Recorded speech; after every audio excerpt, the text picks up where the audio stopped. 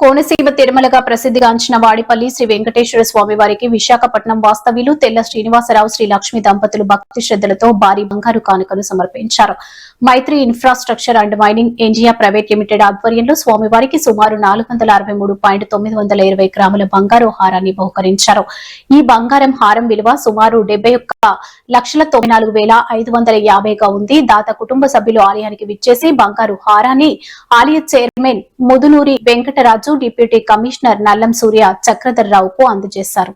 ఈ సందర్భంగా ఆలయ అధికారులు, అర్చక స్వాములు, దాత కుటుంబ సభ్యులకు కృతజ్ఞతలు తెలిపారు. ఈ కార్యక్రమంలో ధర్మకర్తల మండలి సభ్యులు తమ్మన సాయి ప్రసాద్, మసకపల్లి త్రిమూర్తులు, వాడపల్లి సుందర శేషావతారం, పెండం కుమారి, అర్చక స్వాములు, ఆలయ సిబ్బంది, పలువురు ప్రముఖులు పాల్గొన్నారు. స్వామివారికి బంగారు హారం సమర్పించిన దాత కుటుంబాన్ని ఆలయ వర్గాలు అభినందించాయి.